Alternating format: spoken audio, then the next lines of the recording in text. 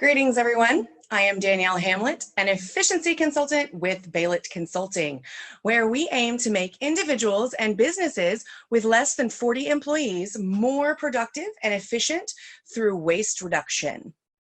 Waste can mean different things to different people. And in one area of our lives, we tend to waste a priceless resource, our time. Do you feel like you could use your time better? Do things come up during the day that seem urgent? However, looking back, they could have waited. Would you like to have more control over your days? With all the distractions and digital connection going on around us daily, now more than ever, the topic of time, how we use that time, needs to be examined. You know, it's really interesting. If someone was to come into our home and start loading their car with our possessions, we would stop them from taking our things. However, every day others steal our time and we let it happen. We are not as protective of our most precious resource as we are about our belongings. And I think this needs to change. Today's topic in the Baylet Consulting webinar series is time blocking basics. We will define time blocking. We will discover why time blocking is important, also how time blocking helps us protect our time, and then we will also talk about some tips that we can use to begin our time blocking journey or hone our current time blocking skills. So, what does time blocking mean? Or what is a time block? Let's separate these two words, time and block, to find their individual definitions, and then we can bring them back together for the meaning when used together, okay? So, Merriam-Webster defines time as the measured or measurable period during which an action, process, or condition exists or continues. Duration. The word block, also defined by Merriam-Webster, is a quantity, number, or section of things dealt with as a unit. A time block, then, can be defined as a measurable period or duration during which a quantity of an action or actions are dealt with as a unit. Time blocking is taking the time we already have and blocking out sections of it to perform tasks in both our personal and professional lives. You know, this topic can be really hard for some people as they're unable to imagine separating their time into different blocks during the day. However, we unconsciously do this on a weekly basis. Well, have you ever been to a doctor's appointment? I mean, maybe not now, but like in the past. Okay, we might have to think back a little bit. Or have you gone to a specific group exercise class? Right? Or even your favorite concert, right? Your favorite band. If you've done one or more of these things and gotten there on time, you, as well as the organizer at the doctor's office, the gym, or the concert, were practicing scheduling, and scheduling is time blocking. Now, I know that some of these things aren't relevant now, but as we move into the future, we will be able to relate to this section of the webinar. So why is time blocking important? Whether we're able to do these things, like go to group exercise class or go to a concert or not, why is time blocking important? Okay, the great Thomas Edison said, time is really the only capital that any human being has, and the only thing he cannot afford to lose. Time is the great equalizer. We all have the same amount of time in a day. It is what we do with that time that decides if we will reach our goals or if we will waste our time. As we learned in the number 2 of this series, in that productivity webinar, 28% of our day is spent online on some sort of connected device. leaving only about 72% or 17 hours and 18 minutes for everything else in your day, for sleep, for work, for family, for hobbies, for exercise, for anything else that you want to do. Now, we all got to sleep. So if we sleep 6 hours a night, we're now down to 11 hours total for your work, hobbies, and other desired activities. It's no wonder we feel like we can't get ahead. It's no wonder we feel like we have no time, because by this, we really don't. And that's where time blocking can help. And that is why time blocking is important. I want to talk to you about a really good book. It's called Deep Work by Cal Newport. Cal Newport talks about concepts that may explain why it is important for us to adapt the time blocking practice. So Mr. Newport introduces us to the idea of shallow work and deep work, and then he will go on to talk about the principle of least resistance. So I will introduce all of those concepts to you today.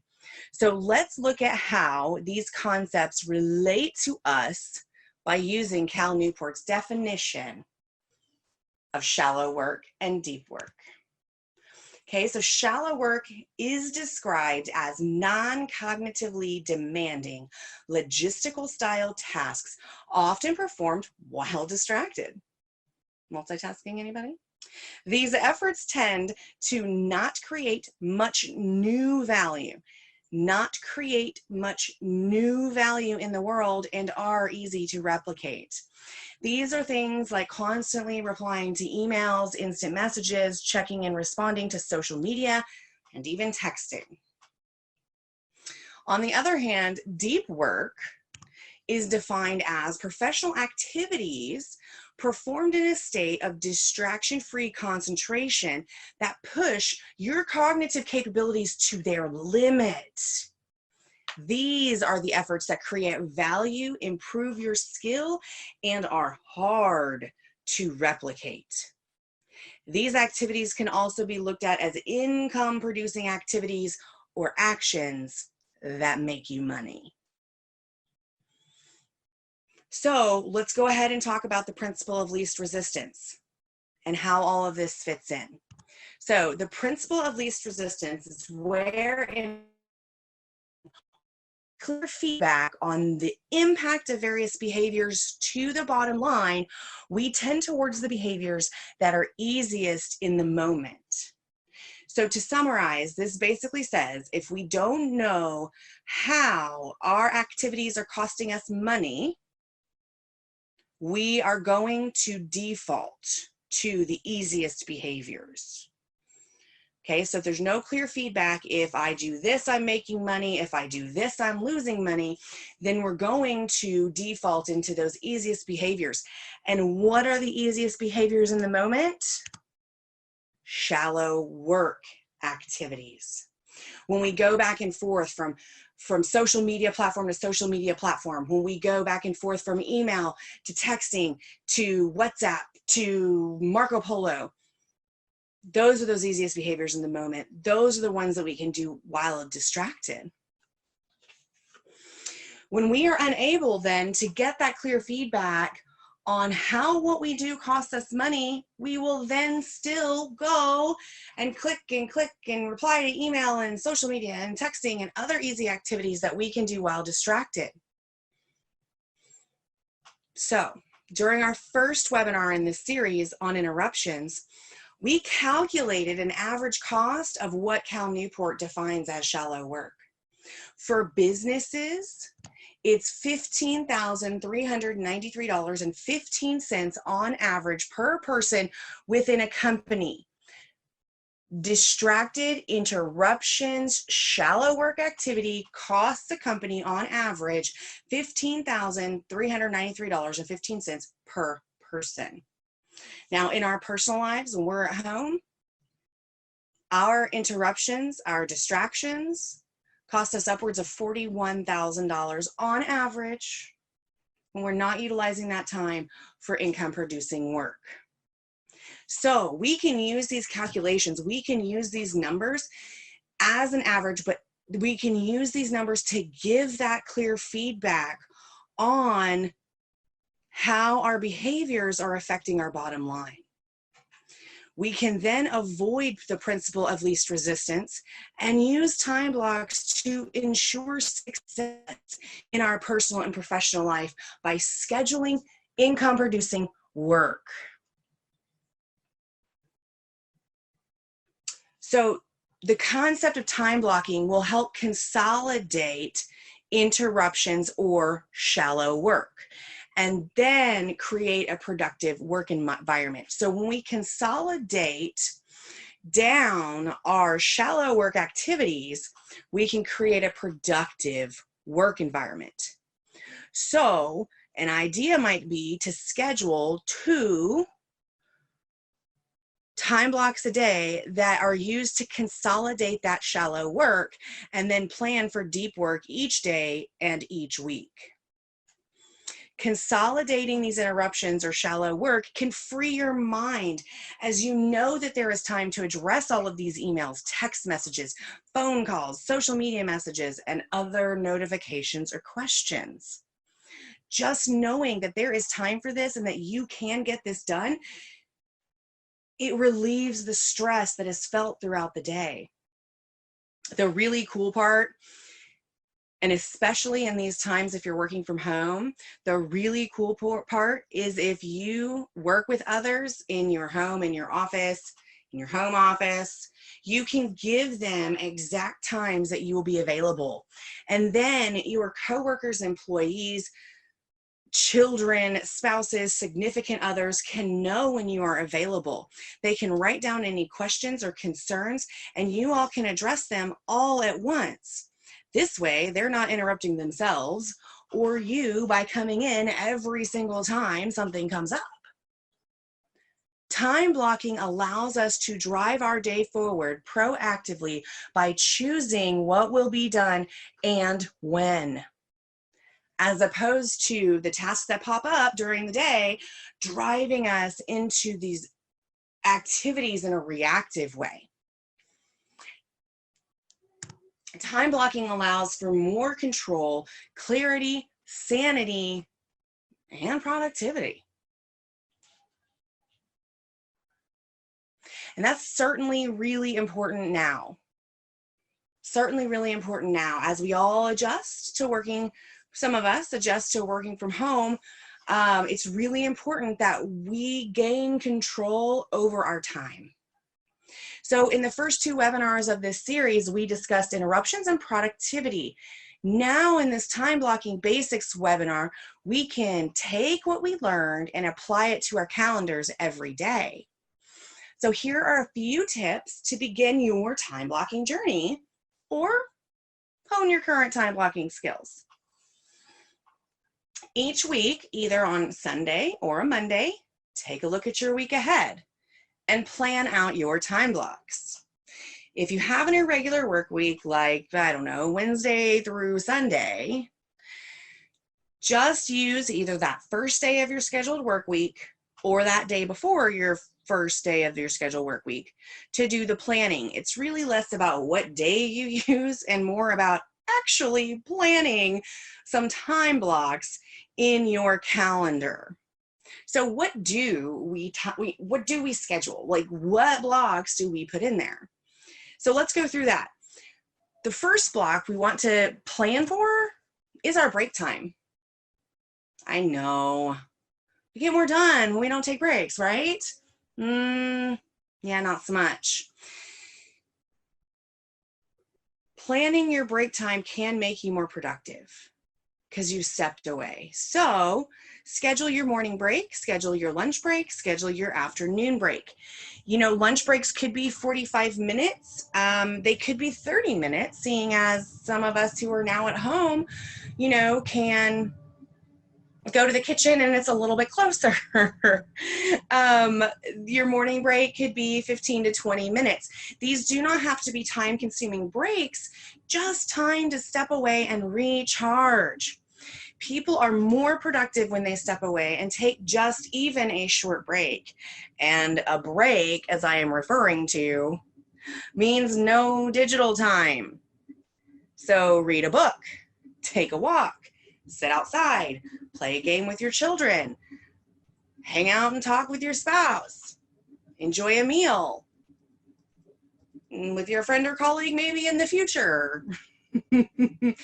Maybe just enjoy a meal in your house. Things will get back. When you're scheduling your break time, attempt to find consistency in your week, as this is hard at first, but when you stay consistent with the time blocking, things will get easier. And you know, honestly, now with everything that's happening, things are coming off our calendar, you know, meetings that maybe we didn't need to have, or things that we didn't actually need to go to, but we felt obligated to go to. As things are cleaning off, this is a really good time to start honing in your calendar and your productive time on what you want to actually complete. So with that being said, next we want to plan our production time. Plan a couple of hours each day to focus on and execute deep work activities.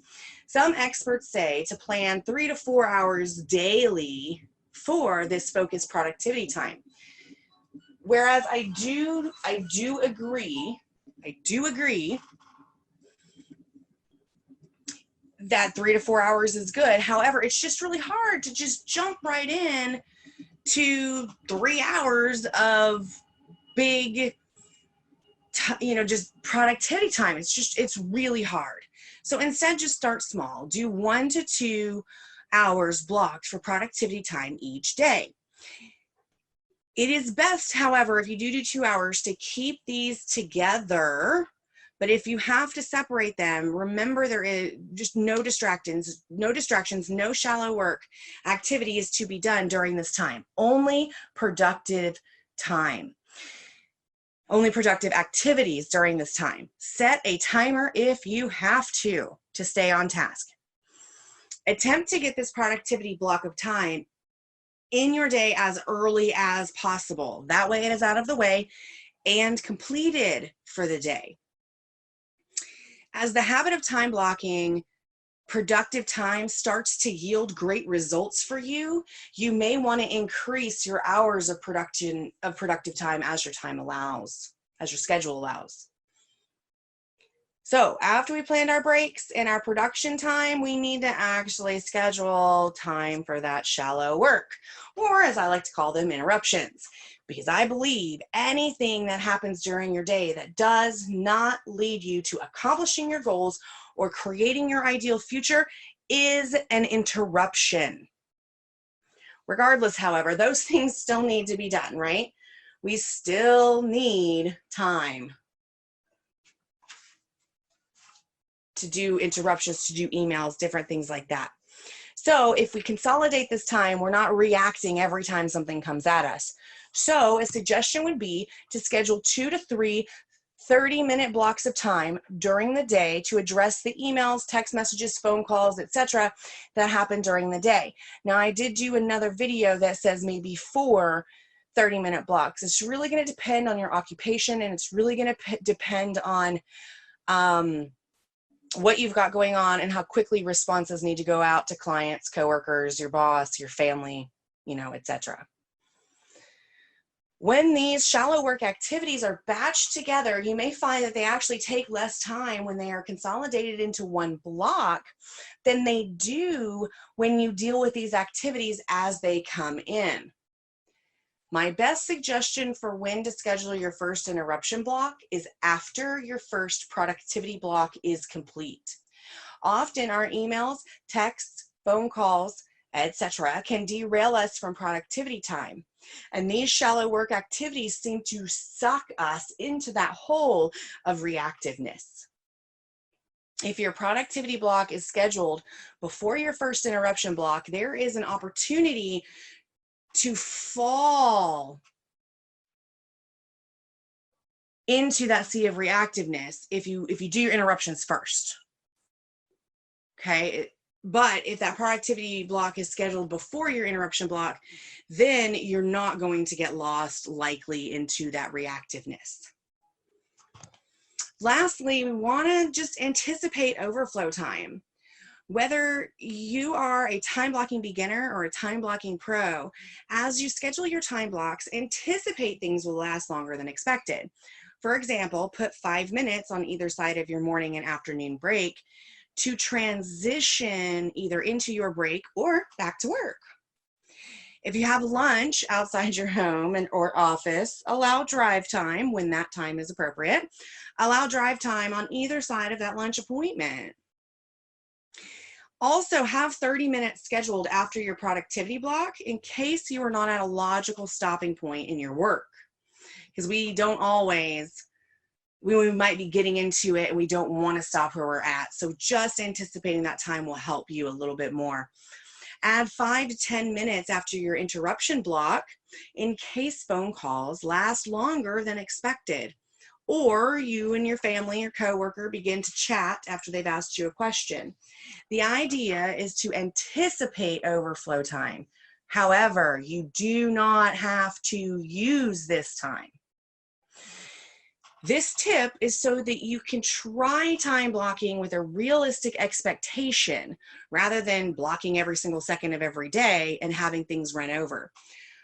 Overflow needs to be accounted for to reduce the potential frustration that can occur from something running long. And then you begin to feel overwhelmed. And when you begin to feel overwhelmed, it will lead you to this thought that this time blocking thing just doesn't work. So, take the working from home challenge. Designate at minimum 1 hour a day, Monday through Friday, to schedule and execute deep work. Remember, this type of work is income producing activity that is to be completed without distraction. So no phone, no email, no TV, no messages, nothing. For increased success, schedule this time before others in your house wake up or after they go to bed. So if you happen to not have any income producing work at home, maybe this could be a project at home that you want to work on. Maybe this could be a clean out that you're wanting to work on, but make that productive time to get that action done.